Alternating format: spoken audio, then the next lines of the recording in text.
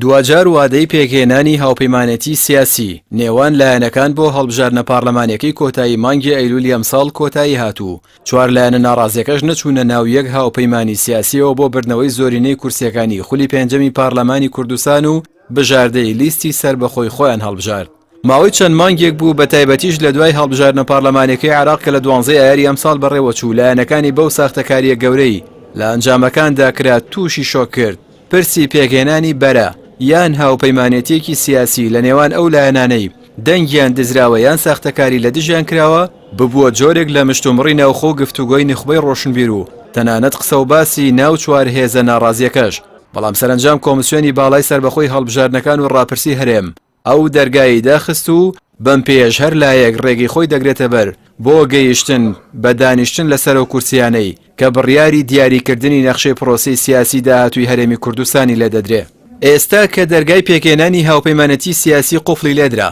تەنها ڕێگە لە بەردەم لایەنە ناڕازیەکاندا بریتیە لە لیستی سربەخۆی خۆیان لە پاڵ هاوپەیمانەتێکی ڕانەگەێنرا و لە پێناو کاری هاوبەش لە خولی پێنجەمی پارلەمانی کوردستاندا کە نەخشەی سیاسی و پرۆسەی پارلەمانی و حکومڕانی بۆ 4 ساڵی دیکەی لەسەر بوونیا دەنرێ. بە بۆچوونی بەشێک لە چاودێران هەریەکە لە کۆمەڵ و گۆڕان هاوپەیمانێتیەکەی دکتۆر بەرهەم و یەکگرتووی ئیسلامی لە ئێستادا پێویستیان بە لێگەیشتن و ڕێکەوتن هەیە بۆ 2 قۆناغ. ئەوانیش قۆناغی بانگەشە کە سەرەتای مانگی ئەیلولی ئەمساڵ دەست پێ دەکا لەگەڵ قۆناغی دوای 30 ئەیلول و دەستبەکاربوونی خولی نوێی پارلەمانی لە پێناو پێکهێنانی بلۆکێکی بەهێزی پارلەمانی کە وەڵام دەرەوەی خواستی شەقامی کوردی و دەنگدەرانی خۆشیان بێ. ئەوەی پەیوەندی بە قۆناغی بانگەشەوە هەیە پێویستە ئەم هێزانە خۆ دوور بگرن لە ململانێ و ڕکابەری یەکتر و هەر جۆرە بەریەکەوتنێکی نەخوازرا و لەگەڵ یەکتر هیچ لایەکیشکاری ئیستیفزازی بەرامبەر یەک و شەڕی یەکتر لە ڕاگەیاندن و تۆڕە کۆمەڵایەتەکان نەکا چی لەسەر ئاسی سیاسی بێ یان لە ئاسی تۆڕە کۆمەڵایەتەکان و سۆشیال میدیا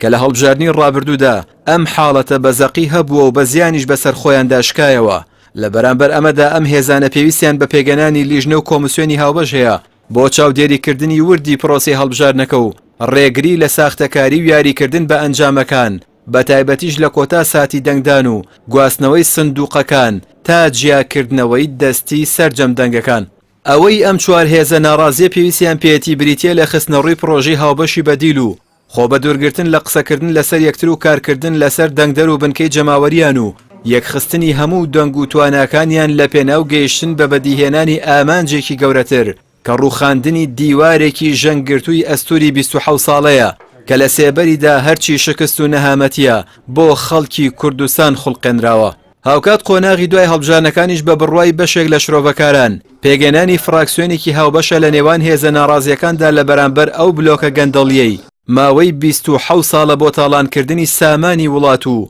برسیکردنی خەڵکی کوردستان دروستیان کردووە. ئەو فراکسیۆنە هاوبەشە پێویستی بە هێڵێکی گشتی و استراتیژی سیاسی و پلان و بەرنامەی پێشتر ئامادەکراوە بۆ ئەوەی بەرهەمی هەبێت و بە دەردی لیستی خزمەتگوزاری و چاکسازی نەچێ کە بۆ هەڵبژاردنەکانی 2009 دروستکرا و نەیتوانی لە پەرلەماندا بۆ 1 ڕۆژیش درێژە بە تەمەنی خۆی بدا و هەرزوو هەڵوەشایەوە و هەر لایەک سەرقاڵ بوو بەکاری خۆیەوە. ئێستا 4 لایەنی ناڕازی بەهۆی ئەو ساختەکاریە کە لە هەڵبژاردنەکەی پارلەمانی عێراق بەرامبەریان کراوە لە هەرێمی کوردستان جۆرێک لە کاری هاوبەش و هەماهەنگیان هەیە. ڕایەکی گشتیش لە ناو هەر یەک لەو هێزە سیاسیانە دروست بووە کە پێویستە بۆ داهاتوو درێژە بەو هەماهەنگیە بدرێت و پێکەوە کار بکەن بۆ بەرگرتن لەو گەندەڵی وشکستانەی کە 2 هێزی دەسەڵات 27 ساڵە بە زەبری هێز و پارەی دزرا و لە ژێر ناوی دیموکراسیەتێکی ساختەدا بەڕێوەی دەبن.